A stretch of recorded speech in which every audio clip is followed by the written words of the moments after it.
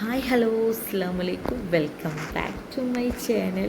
പിന്നെ ഇന്ന് എൻ്റെ ഫ്രണ്ട്സുകളും എൻ്റെ നെയ്ബേഴ്സൊക്കെ ചോദിച്ച കുറച്ച് ചോദ്യത്തിനുള്ള ഉത്തരമായിട്ടാട്ടോ ഞാൻ നിങ്ങളെ മുന്നിൽ വന്നിട്ടുള്ളത്.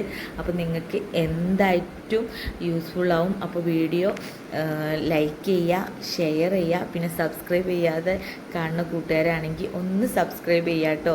പിന്നെ കുറേ ചോദ്യങ്ങൾ ചോദിച്ചിട്ടുണ്ട്.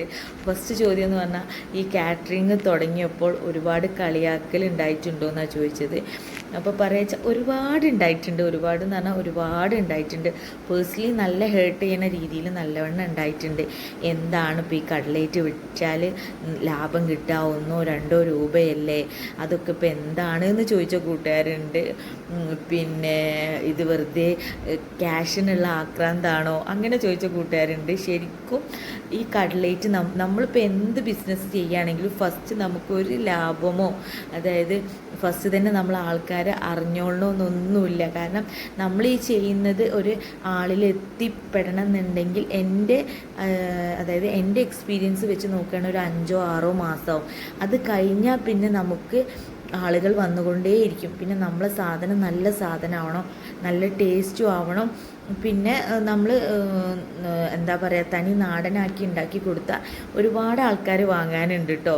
അപ്പം എന്താ പറയുക, നമ്മൾ അതിൽ തന്നെ പിടിച്ച് നിൽക്കണം. പിന്നെ രണ്ടാമത് ചോദിച്ചത് അതായത് എത്ര ക്യാഷ് കിട്ടും. ഫസ്റ്റ് തന്നെ നമ്മൾ എന്ത് ജോലിയിൽ ചെയ്യുകയാണെങ്കിലും ഫസ്റ്റ് തന്നെ ഏതെങ്കിലും ഓഫീസ് ജോലി ആയാലും എന്ത് ജോലി ആയാലും ഫസ്റ്റ് തന്നെ നമുക്ക് അവർ 30,000-40,000 ശമ്പളം തരില്ല. ഏത് ആൾക്കാരായാലും നമുക്ക് എക്സ്പീരിയൻസ് എന്ന് പറഞ്ഞൊരു കാര്യമുണ്ട്, അതിനനുസരിച്ചല്ലേ നമുക്ക് ശമ്പളം തരിക. അതുപോലെ തന്നെയാണ് ഈ കാറ്ററിങ്ങും. പിന്നെ ഒരുപാട് ആൾക്കാർ ചോദിക്കും മോശമാണോ. എനിക്കത് തോന്നിയിട്ടേ ഇല്ല കേട്ടോ. ഭക്ഷണം നമ്മൾ തൃപ്തിപ്പെട്ട് കൊടുക്കുന്ന ഒരു കാര്യമല്ലേ, അപ്പം അത് അത്രയും നല്ലൊരു കാര്യമായിട്ടാണ് ഞാൻ എടുക്കാറുള്ളത്. അപ്പോൾ അതുകൊണ്ട് എനിക്കതൊരു മോശപ്പെട്ട ജോലിയായിട്ട് തോന്നിയിട്ടില്ല.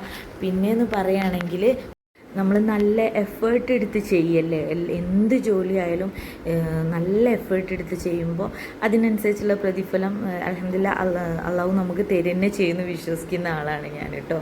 പിന്നെ ഈ കാറ്ററിംഗ് ഒക്കെ ചെയ്യുമ്പോൾ കുട്ടികളുടെ കാര്യവും വീട്ടിലത്തെ ജോലി എങ്ങനെയാണെന്നൊക്കെ ചോദിക്കാറുണ്ട്. എനിക്ക് പിന്നെ ഒരു ടൈം ഷെഡ്യൂളുണ്ട്. ആ ഷെഡ്യൂൾ വിട്ട് ഞാൻ കളിക്കാറേ ഇല്ല. ഇന്ന ടൈമിൽ എന്തായാലും മസ്റ്റായിട്ട് അതായത് ആ വിചാരിച്ച ജോലി ചെയ്ത് കഴിയും ഞാൻ. പിന്നെ കുട്ടികളെ കൊണ്ട് ഒരുവിധം, അതായത് അവരെ ജോലികൾ ഉണ്ടാവുമല്ലോ, സ്വന്തമായിട്ട് യൂണിഫോം ഇടുക, പിന്നെ അവരെ പാത്രം ജസ്റ്റ് വാഷ് ബേസിൽ കൊണ്ടേ വെക്കാനെങ്കിൽ ഞാൻ അവരോട് പറയുന്നുണ്ട്.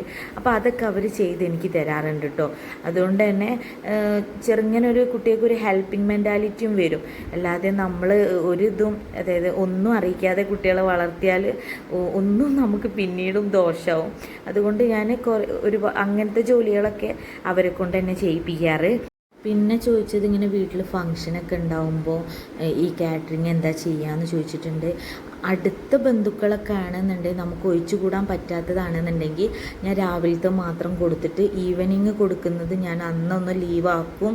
അതെല്ലാം നമുക്ക് പോയി വരാൻ പറ്റുന്നതാണെന്നുണ്ടെങ്കിൽ രാവിലെ കൊടുത്ത് ഒരു 11:30-12 മണിയാകുമ്പോഴത്തേന് ഫങ്ഷന് പോയി നമ്മൾ ഒരു 1:30-2 മണിക്ക് എത്തുന്ന രൂപത്തിൽ വരാറാണ് കേട്ടോ പതിവ്. അപ്പോൾ ഇനി നിങ്ങൾക്ക് കൂടുതൽ ഇതിനെക്കുറിച്ചിട്ട് എൻ്റെ ട്രിക്സുകളും കാര്യങ്ങളൊക്കെ അറിയണമെന്നുണ്ടെങ്കിൽ നിങ്ങളൊന്ന് കമൻറ്റ് ചെയ്യുക. എന്തായാലും ഞാൻ ഷെയർ ആക്കും. എൻ്റെ ഇത് സക്സസ് ആയിട്ടുണ്ട്, അതുപോലെ നിങ്ങൾക്കും സക്സസ് ആവാൻ കഴിയും.